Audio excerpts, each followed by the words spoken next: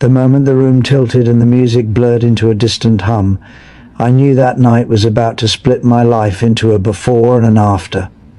The party was loud, careless, and glowing with borrowed confidence, but standing there with a plastic cup sweating in my hand, I felt like the only person who didn't belong. Then she stepped into my space, blocking the hallway light, and the look in her eyes told me she hadn't come to laugh or dance.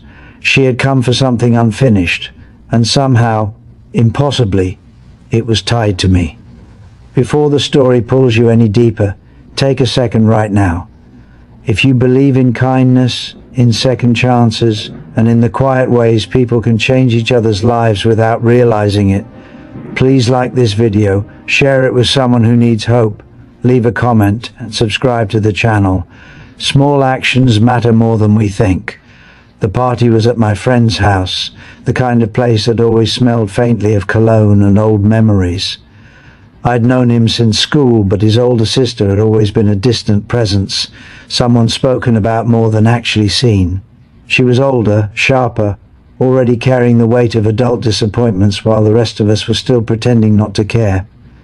That night she looked tired in a way makeup couldn't hide, like someone who had spent too long holding herself together for other people.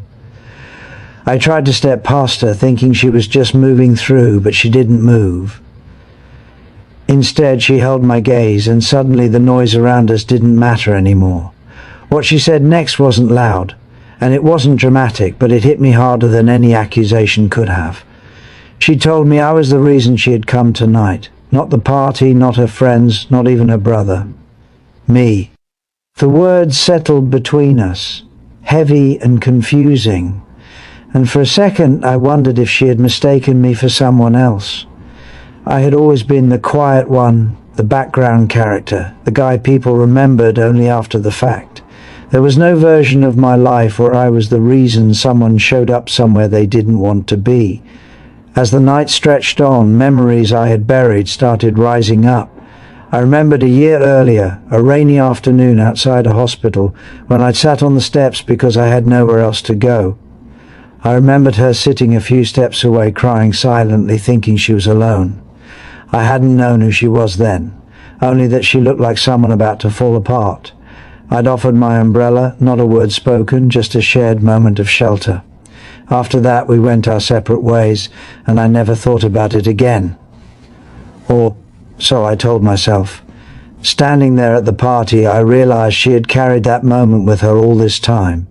She told me how that small, almost invisible kindness had landed on one of the worst days of her life.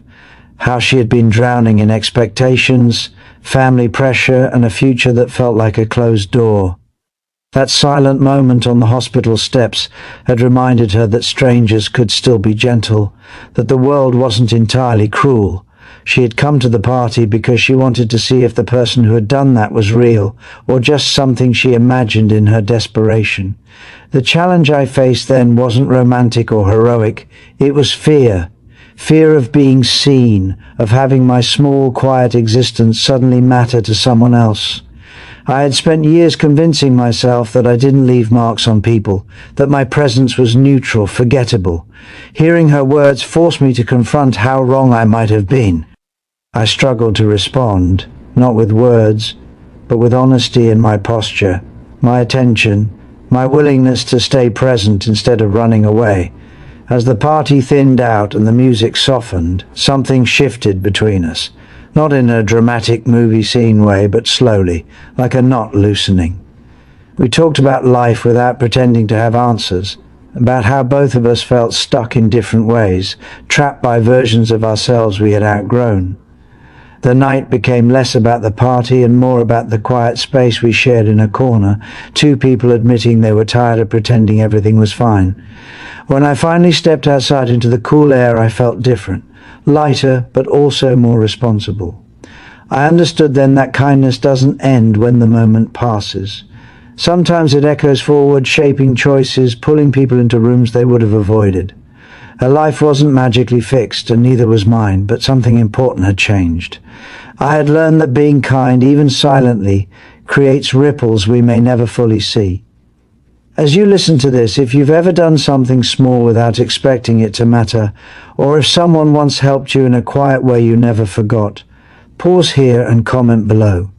Share what that moment meant to you, because your story might be the one someone else needs to hear tonight. Near the end of the night, as she left, I realized the most powerful part of the experience wasn't that I had been important to her, but that she had shown me a version of myself I hadn't believed in. Someone capable of changing a night, a choice, maybe even a direction, just by being present. That understanding stayed with me long after the party ended, long after the house went dark and silent. If this story touched your heart even a little, if it reminded you that kindness has a long memory, please like the video, share it, and stay with this channel. Your engagement helps stories like this reach people who feel invisible right now. And before this story fades out, leave a comment saying just one word that describes how it made you feel. Because sometimes that one word is enough to let someone know they're not alone.